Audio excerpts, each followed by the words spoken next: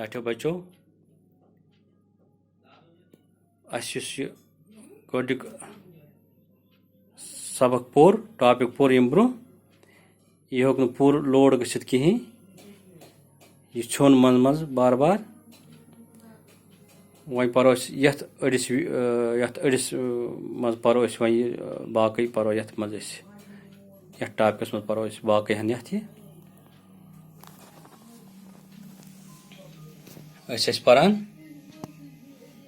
सवाल number 5 bone कन दर्ज मुहावर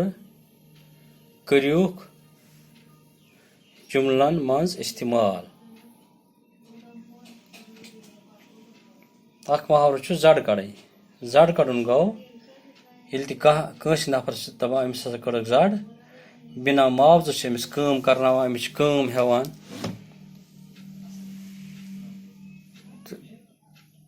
तथ वन जड़ कड़न जड़ कड़न अगर पन्निस लफ्ज़स मज लिखुन अगर बटन गाव ऑर्डर अगर बटन गाव सारी घास लोवा त्रावान तो दुध पावा हेवान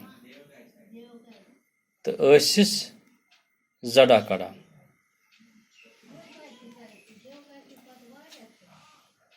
पस्त रोजन गो मे अमिस पे पछई कि यह क्या कर मे खर यह क्या वन मे पोज या यह क्या मान मोन तथ वन पसन रोजन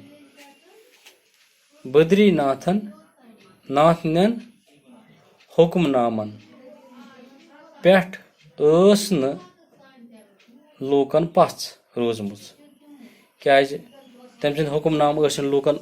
फेवर करान कहें न तम लूक तम सद हुक्मन सत मुतमैन गसान कहें लिहाजा तिम पछ कहें आज क्या हुक्म कड़ यह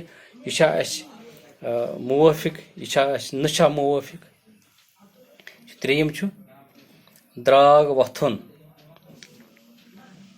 द्राग गो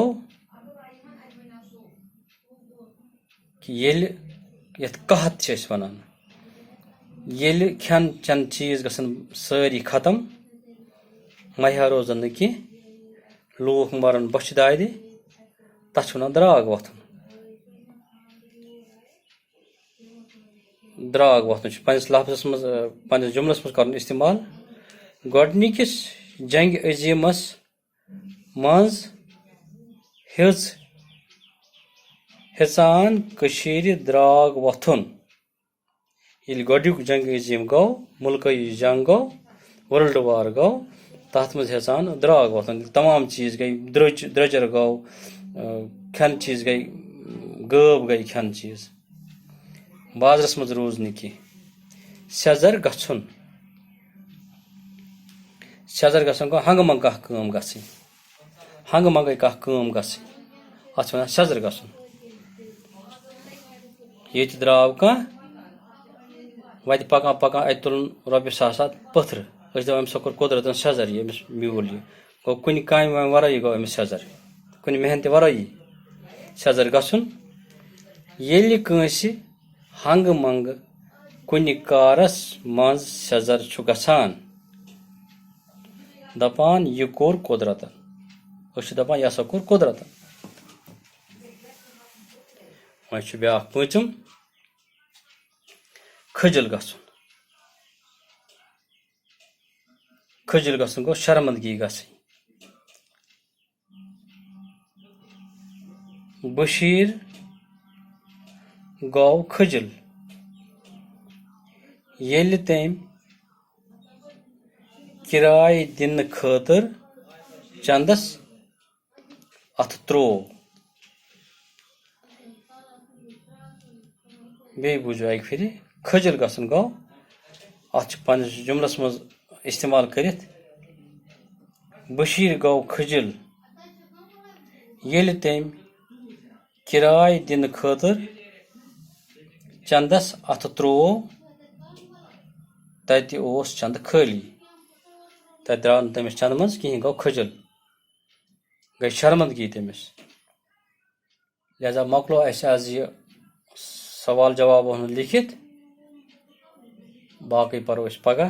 बाकी मे पूरा उम्मीद तुह आमुत यह समझ तुह यह लिख मे अम खतर बोड़ बोड़ बोड़ थो मे लिखती क्या अगर लेखन बेहमो तेल लगन ये कोर टाइम तेल गसन मोबाइल बिहित तो लिहाजा मे पूरा उम्मीद बह त्रा तुह